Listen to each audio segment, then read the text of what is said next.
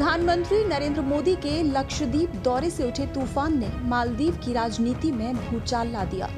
चीन के इशारे पर चलने वाले राष्ट्रपति मोइज्जू के लिए इसे झेल पाना कठिन हो रहा है और ऐसे वक्त में कांग्रेस ने मालदीव नेतृत्व के समर्थन और मोदी के विरोध में बयान देकर सब चौपट कर दिया है।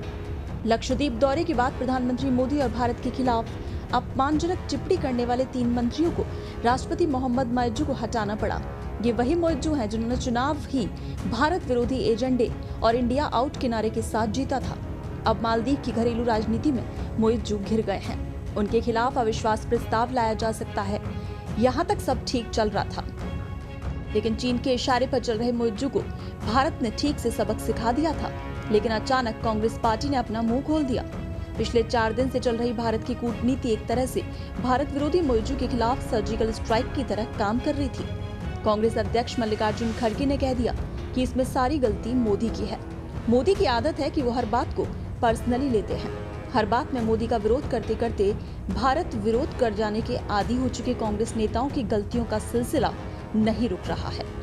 अब सवाल ये उठता है कि आखिर मालदीव पर मोदी विरोध करके कांग्रेस क्या हासिल कर लेगी।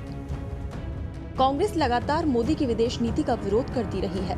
कांग्रेस का कहना है कि भारत की नीतियों के चलते बारी बारी सारे पड़ोसी आज भारत से दूर हो रहे हैं और अब मालदीव से भारत के दूर होने पर कांग्रेस को अपनी बात पर मोहर लगाने के लिए जैसे एक उदाहरण मिल गया हो। और शायद यही कारण है कि कांग्रेस इस मौके को गंवाना नहीं चाहती। कांग्रेस समर्थक सभी ट्विटर हैंडल लगातार यही टारगेट कर रहे हैं कि मोदी राज में नेपाल और श्रीलंका जैसे देश भारत को आंख दिखाने लगे थे और अब मालदीव ने भी भारत से किनारा कर लिया। कांग्रेस नेता तो इस तरह के बयान दे रहे थे, पर आधिकारिक रूप से कांग्रेस इस स्टैंड पर आ जाएगी ये कोई नहीं सोच रहा था। फिलहाल जिस तरह कांग्रेस अध्यक्ष मल्लिकार्जुन खड़गे ने मालदीव मुद्दे के लिए नरेंद्र मोदी को जिम्मेदार ठहरा दिया, उससे तो यही लगता है कि कांग्रेस इस मुद्दे को आम जनता के बीच भी ले जाने को तैयार है। यानी कांग्रेस मालदीव के बहाने ये साबित करने की कोशिश कर रही है कि मोदी सरकार पड़ोसियों तक के साथ ठीक ढंग से व्यवहार नहीं कर रही है। जब मालदीव में ही मोइज्जू का विरोध हो रहा है तो ऐसे में सवाल ये भी उठ रहा है कि फिर आखिर कांग्रेस उसके समर्थन में क्यों आई है। एक तरफ मालदीव में मोइज्जू भारत विरोध करके अपने देश में ही फंस चुके हैं। उन पर अविश्वास प्रस्ताव लाने की तैयारी है, उनकी सरकार भी जा सकती है। लेकिन यह भारत में उल्टा हो रहा है। भारत में प्रमुख विपक्षी दल कांग्रेस पार्टी ही अपने देश की सरकार को इस मुद्दे के लिए जिम्मेदार ठहरा रही है। कांग्रेस पार्टी के मुखिया खड़गे कह रहे हैं कि भारतीय पीएम मोदी किसी भी बात को पर्सनल ले लेते हैं।